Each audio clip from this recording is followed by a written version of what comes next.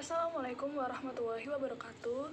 Perkenalkan, nama saya Intan Lailia Agustin dengan NIM 21034162721 dari kelompok 8 offering BPC14.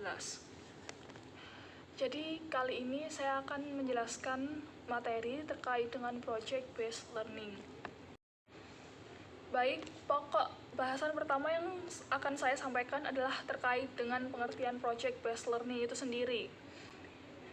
Nah, pembelajaran berbasis project atau project based learning merupakan salah satu model pembelajaran yang sudah digunakan oleh berbagai sekolah dan berbagai tingkatan, baik itu SD, SMP maupun SMA, yang berbasis pada proyek, inovatif, dan menekankan belajar kontekstual melalui kegiatan-kegiatan yang kompleks. Project based learning sendiri merupakan penyempurnaan dari metode problem based learning yang berorientasi pada CTL atau Contextual Teaching and Learning Processes dalam Jones dan kawan-kawan 1997. Nah, kemudian pengertian project based learning terkait beberapa ahli, diantaranya yang pertama menurut John 2008, project based learning merupakan pembelajaran yang lebih menekankan pada pemecahan problem otentik yang terjadi sehari-hari melalui pengalaman belajar praktik langsung di masyarakat. Menurut Ahrens 1997, project based learning juga dapat diartikan sebagai pembelajaran berbasis proyek, pendidikan berbasis pengalaman, dan belajar autentik yang berakar pada masalah-masalah kehidupan nyata. Menurut Gage-Belz 2005, menyatakan bahwa project based learning digunakan banyak pendekatan kontekstual untuk instruksi yang melabuhkan banyak pembelajaran dan pengajaran yang konkret. Fokus pada masalah konkret ini sebagai awal dari proses pembelajaran adalah sentral definisi paling dalam arti project based learning. Kemudian, pokok bahasan kedua yaitu terkait ciri-ciri project based learning. Apa sih ciri-cirinya? Nah, ciri-ciri pembelajaran berbasis proyek adalah mengembangkan keterampilan berpikir siswa, memungkinkan siswa untuk memiliki kreativitas, mendorong siswa untuk bekerja sama dengan tim, dan mengarahkan mereka untuk mengakses informasi sendiri dan mendemonstrasikan informasi tersebut. Pembelajaran berbasis proyek memberikan kesempatan pada siswa untuk menggali materi dan menyelesaikan proyek dengan berbagai cara yang mereka minati, serta melakukan eksperimen secara kolaboratif. Kemudian, biasanya pembelajaran berbasis proyek atau project based learning dilakukan secara berkelompok, sehingga sebelum memberikan tugas, guru atau dosen bisa menentukan atau membagi siswa ke dalam beberapa kelompok. Baik, saya akan beralih ke bahasan pokok yang ketiga, yakni terkait sintaks project based learning.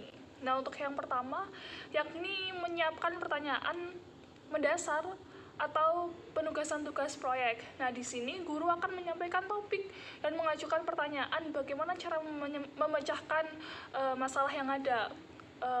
Untuk siswa sendiri akan mengajukan pertanyaan mendasar apa yang harus mereka lakukan terhadap topik atau pemecahan masalah yang ada. Yang kedua yaitu mendesain perencanaan untuk proyek. Pada tahap ini, guru memastikan setiap siswa dalam kelompok memilih dan mengetahui prosedur pembuatan proyek atau produk yang akan dihasilkan. Siswa kemudian berdiskusi menyusun rencana pembuatan proyek tersebut, meliputi pembagian tugas, persiapan alat, bahan, media, ataupun sumber yang dibutuhkan. Kemudian, langkah yang ketiga yakni menyusun jadwal pelaksanaan penyelesaian proyek. Guru dan peserta didik akan membuat kesepakatan tentang jadwal pembuatan proyek maupun waktu pengumpulan hasil dari proyek tersebut. Kemudian langkah ketiga adalah memonitor siswa dan progres dari proyeknya. Guru akan memantau keaktifan peserta didik atau siswa selama melaksanakan proyek tersebut. Guru juga akan memberikan saran apabila dirasa siswa tersebut mengalami kesulitan. Kemudian, langkah berikutnya yaitu menguji hasil. Pada tahap ini, guru berdiskusi tentang prototipe proyek, memantau keterlibatan peserta didik, dan mengukur ketercapaian standar proyek siswa tersebut. Kemudian langkah terakhir adalah mengevaluasi pengalaman. Dalam tahap ini, guru membimbing proses pemaparan proyek, menanggapi hasil, selanjutnya guru dan peserta didik merefleksi atau menyimpulkan akhir dari project based learning itu sendiri. Baik, saya akan beralih ke pokok bahasan selanjutnya, yaitu kelebihan dan kekurangan project based learning. Nah, kelebihan project based learning sendiri yang pertama yakni meningkatkan motivasi belajar siswa. Yang kedua, meningkatkan kemampuan pemecahan masalah. Yang ketiga, meningkatkan kolaborasi. Yang keempat, meningkatkan keterampilan mengelola sumber. Yang kelima, mengembangkan minat siswa untuk secara terus-menerus belajar sekalipun belajar pada pendidikan formal telah berakhir. Kemudian, memudahkan siswa dalam menguasai konsep-konsep yang dipelajari guna memecahkan masalah dunia nyata dalam Sanjaya 2007. Kemudian, untuk kekurangan project based learning sendiri antara lain, yang pertama, manakala siswa tidak memiliki niat atau tidak mempunyai kepercayaan bahwa masalah yang dipelajari sulit untuk dipecahkan, maka mereka akan merasa enggan untuk mencobanya. Kemudian, untuk sebagian siswa beranggapan bahwa tanpa pemahaman mengenai materi yang diperlukan untuk menyelesaikan masalah, mengapa mereka harus berusaha untuk memecahkan masalah yang sedang dipelajari? Maka mereka pun akan belajar apa yang mereka ingin pelajari saja. Nah, dalam Sanjaya 2007. Nah, di sini saya akan memberikan contoh terkait rencana pelaksanaan pembelajaran atau RPP dari project based learning. Nah, ini untuk mata pelajaran biologi untuk kelas 10 semester 1 dengan alokasi waktu 4 jam pelajaran. Materi yang akan digunakan yaitu sistem pencernaan. Untuk sintaksnya, yaitu yang pertama, seperti yang sudah dijelaskan sebelumnya, penentuan pertanyaan mendasar. Di sini, guru akan menyajikan bahan kajian berupa gambar atau video mengenai penyebaran penyakit muntaber akibat bakteri Vibrio cholera. Guru akan meminta siswa untuk mengungkapkan permasalahan yang sering mereka alami mengenai sistem pencernaan. Kemudian, guru menentukan fokus beberapa permasalahan yang dapat diselesaikan. Untuk alokasi waktunya sendiri dalam sintaks ini adalah 10 menit. Kemudian mendesain perencanaan proyek. Nah, di sini guru membagi siswa menjadi beberapa kelompok. Kemudian guru dan siswa menetapkan permasalahan-permasalahan yang akan diselesaikan oleh masing-masing kelompok yang dapat berbeda satu sama lainnya. Kemudian guru menyampaikan tugas proyek yang akan dibuat siswa. Dan yang terakhir, guru membagikan LKPD atau lembar kegiatan peserta didik. Alokasi waktu untuk sintaks ini adalah 15 menit. Kemudian menyusun jadwal atau sintaks yang ketiga. Yang pertama, siswa secara mandiri melakukan pengumpulan data mengenai permasalahan yang ditetapkan. Kemudian siswa menyusun timeline proyek yang akan dikerjakan. Siswa dibimbing oleh guru untuk menentukan deadline proyek yang akan dikerjakan. Siswa menyusun media yang akan digunakan serta menjelaskan alasan penggunaan media tersebut. Dan siswa menyusun proposal mini untuk proyek yang akan dibuat.